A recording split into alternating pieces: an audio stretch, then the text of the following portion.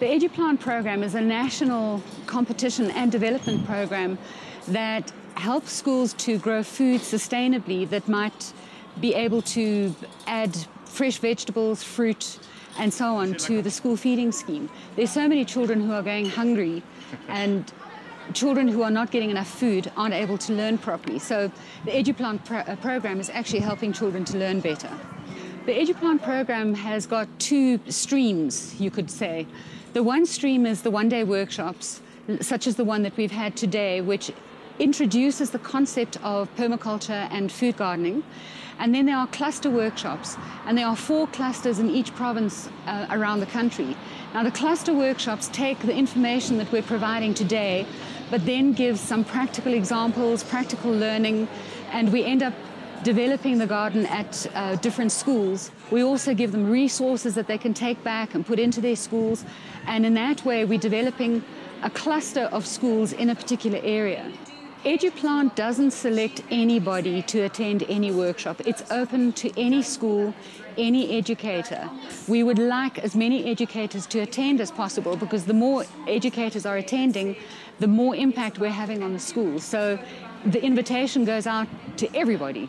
I think as the primary school in the farm area, it's a great privilege for us to have this workshop, because I think it will be of a great importance to all the educators who are around the farms, for the learners to know, because, you know, our learners here are not privileged, they are not exposed to the media.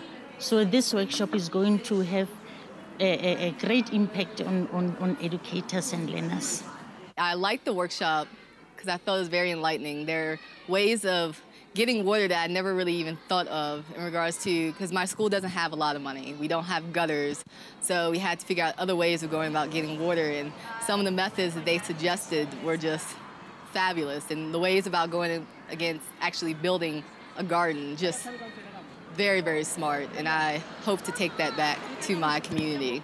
I decided to attend this workshop in order for me to get more information and learn more about permaculture and what is it that the people are doing in terms of permaculture, how can it benefit the school in which I am working, for me to use the whole information that I'm going to gain to apply it in a practical way or practical situation.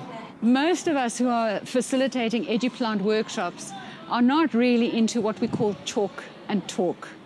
When we have someone passively listening at a workshop, there's only so much that someone's going to remember. So we try and have interactive methods where people become involved in the learning process. And in the workshops that we've been having, most of all, we want people to have fun whilst they are learning, because when people are having fun when they're learning, they don't realize how much they are learning. Because most of the educators have attended to this workshop, I feel and I'm prepared, as they're going to give us feedback, that for this year we are going to enter the competition, the 2012 competition. We have decided as a school already, we have entered the competition, where I'm actually going to use the learners, because I have a conservation club, an environmental club. But in case of this project, I want the whole school to participate, because the end product or the final product, everybody is actually going to benefit out of that.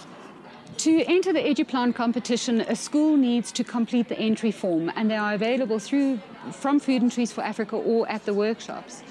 The entry forms are quite comprehensive, and they tell a good story of what's happening at a particular school. So the entry forms have to be in by the end of May. So that's all the school has to do, is complete the entry form. And if they want trees, we've got application forms for trees.